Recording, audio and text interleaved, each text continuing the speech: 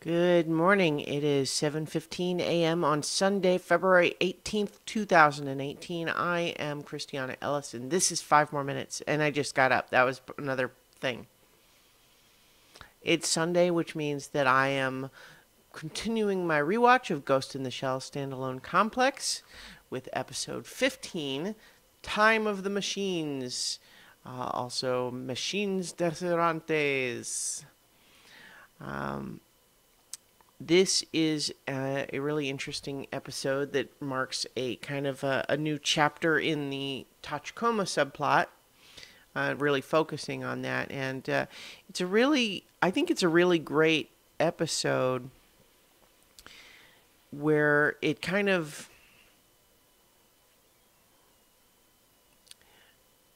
has a really interesting tone. It deals with something that I think I've talked about a little bit in previous episodes as they've, kind of developed the story up to this point. But the conflict that we feel as viewers watching the Comas and finding them funny, finding them charming, the way they act like a little girl or, curious little kid, mischievous maybe sometimes, interested, curious, friendly. All of these things that the Tachi Comas are, while still vaguely, and it's easy to forget this sometimes because of the way they act, remembering that they are extremely high-tech, expensive, dangerous weapons that are increasingly not under control. And, as we saw in some of the previous episodes, first of all, they're very powerful from a combat perspective. And so if one were to go rogue, it could cause a lot of death and destruction. And yet we saw one go rogue in a nonviolent way, like it didn't hurt anybody, but it did leave the base without permission, did just basically go exploring, doing whatever it wanted to do. And maybe that was harmless for now, but they don't have control over it.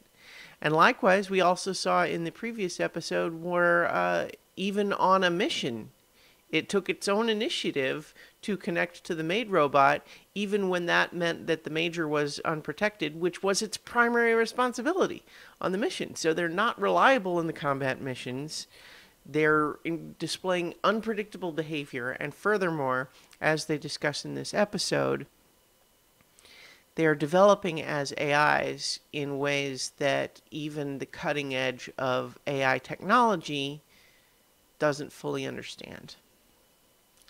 And so while we can still find them charming in terms of their personalities and even, care about them, I think that, if we take a step back from the emotional aspect of that and we can recognize that as fascinating as the development in AI is, maybe you don't want that developing AI to be in the form of an incredibly powerful tank that gets sent into the world on a regular basis where it's supposed to be under control. And so from a rational perspective, I think we can totally understand where the major's coming from. And yet, there's still that other component where it feels like these are these charming young children who are being... what? It's like they actually talk about in this episode, killed? Well, they're not really alive. So even if you completely disassembled one of these Tachi Comas, what does that actually mean? Is it dead? I don't know. It's complicated. But so the plot of this episode is relatively straightforward. It basically just has a lot of conversation of the Tachi Comas discussing various things. But one of the things that they've become increasingly aware of, because they're insightful, is that the major is suspicious of them. The major has concerns about their behavior, and they are perceptive enough to be aware of it. So, sparked by the discussion around we begin the episode with Saito testing out a new thing that's supposed to be an AI assistant to help him, with sniping. And we see that he feels basically that when trying to use this AI sniper assistant, it's not helpful for him because it keeps trying to interfere with his own control.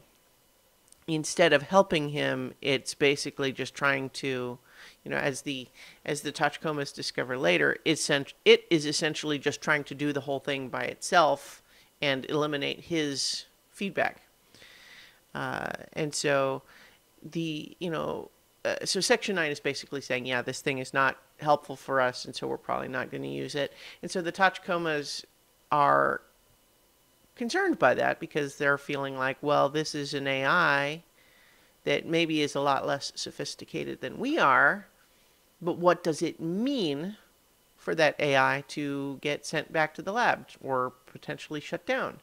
Is that something that maybe the Major might do to them because she's concerned about them?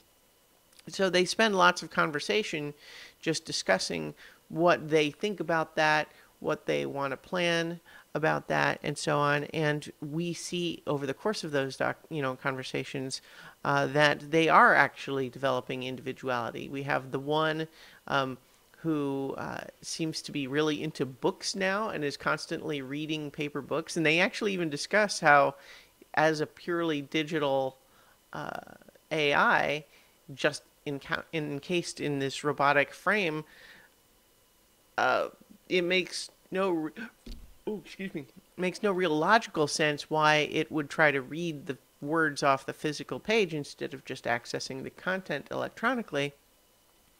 And it describes the motive for that method as being consuming media from another culture, essentially. And, that's part of the enjoyment of it, is the novelty of doing it in a different way. And so we have that one being individual. And then there's also discussion of how they all are remembering the journey out into the world and meeting the little girl out there who's looking for her dog. But then now they're all discussing, like, well, which one of us was it really? Because we all remember it. We synced our memories up. And so we all remember it. And yet then the one that had previously received natural oil, somehow Bato is able to identify the specific one that he always uses and that he likes, and it knows too. So there's actually some discussion from them of like, well, somehow that one actually is different. How could it be different? We don't understand how it could be different, but that's interesting, right?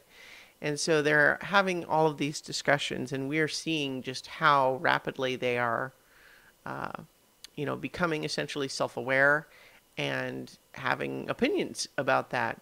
And in fact, the idea that they would recognize by comparing themselves to the other robotic servants, that are working around the base, it's like, well, they're less sophisticated, and that's why they don't get seen as a threat. So maybe we need to act more robotic, and they're really sort of childlike, we are robots sort of act that they put on.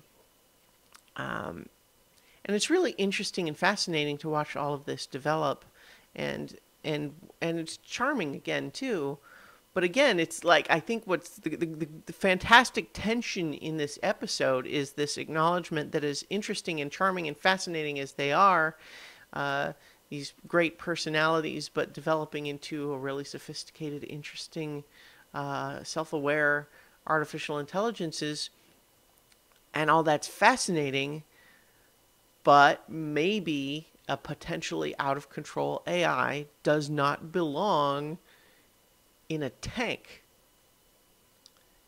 And it doesn't belong on combat missions. And so that's the Major's concern, of course. Bato, though, he kind of is much more blasé about the concerns. And he just likes what he likes, right? I mean, he was the one that gave his Tachi Comas natural oil in the first place. Why? he himself has a fully prosthetic body, so why natural oil? Like, why is that even a thing that would occur to him? I think he just sees it as like it's special, right? And it's kind of interesting and sort of quirky. It's in kind of like how he buys exercise equipment for his prosthetic body, which doesn't need exercise. So he's kind of a quirky guy, and so he's finds it interesting, and he likes to think of these Tachi Comas as like taking their personality, their apparent personality, at face value. And so one of the Tachi Comas asks him, will we be sent back to the lab like that sniper assist tool? And he tells the one he's talking to, he tries to reassure it that, oh no, that would never happen. But he also recognizes, as it starts to go on and on about how it thinks it has now cracked the idea of what a belief in God would mean and how to translate that to digital terms, and it's going on and on like that, and expressing its concerns even after his reassurance. And I think at that point he kind of recognizes, oh yeah, that's weird. This is different. This is not the way that Tachi Comas were supposed to act. And so I think he's not scared in quite the same way, but I think he recognizes that their behavior is definitely changing. And so then we get an interesting take on a classic scene from 2001 where the Major calls Bato in to an electromagnetically shielded room so that the Tachi Comas can't listen. And one of them follows, camouflaged, on the ceiling and tries to read their lips. Like this classic scene from 2001 where Hal the computer reads the lips of Frank and Dave in that movie. But in this movie, the Major is aware, first of all, that the Tachi Coma is trying to listen in, and she and Bato both have the ability to speak mind to mind through their cybernetics and not only with their mouths. And so they carry on essentially two conversations at once. One with their mouths for the Tachi Coma's benefit, and then the other real conversation between just each other. And what we kind of see there is the Major essentially saying what I've kind of said so far already, which is just to say, they're developing too fast, and it's dangerous. We can't afford to have them in the field or with weapons at all, given that, one of them has already tried to leave the base.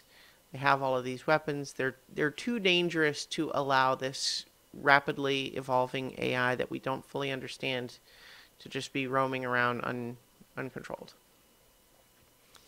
Bato disagrees. I think he has this affection for the characters of the Tachi Coma, which we understand because they're adorable, right? I mean, the Tachi Comas are great. I have a stuffed one.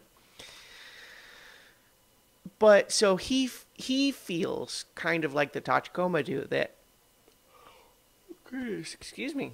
He feels that sending them back to the lab feels like, first of all, he'll miss them, but it also feels vaguely like killing them, or sending them to prison, perhaps.